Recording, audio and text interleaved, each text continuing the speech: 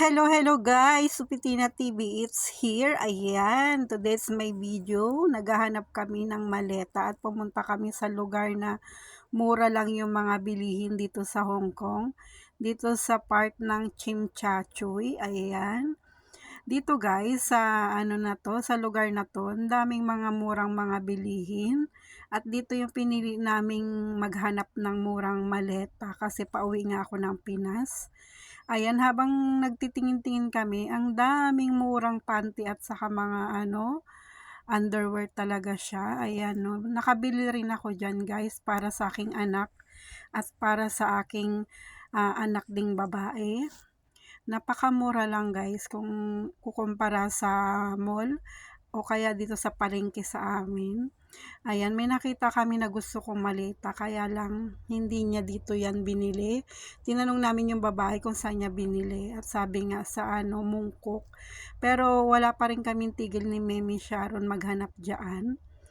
At sa dami ng nakita namin, wala pa yung gusto ko.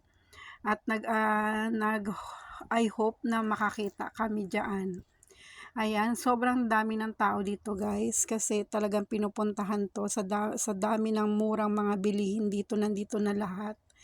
Ayan, kung nakikita nyo yan guys, yung mga maleta na yan, ang mumura lang yan guys, may 150, may 200, may 300, ganyan.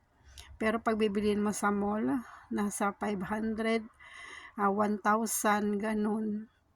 Ayan, tapos may nakita ako na lugar dyan, na nandoon yung talagang gustong-gusto kong maleta. Pero nakita ko muna to, bumungad sa akin mga matayang mga binhi na yan. Yung mga buto na pwede mo itanim daw sa Pilipinas. Bumili rin ako niyan guys, tatry ko lang ba. Kasi doon sa probinsya namin, baka tumubo siya. Na lang, masaya na lang ako pag tumubo siya, pero try lang. Ayan guys, nakita ko na rin yung gusto kong maleta. Ayan, nakapili na rin ako. Ang bili ko dyan guys, nasa 400. At worth it din naman kasi yan talaga yung gusto kong maleta. Yun lang guys, bye-bye!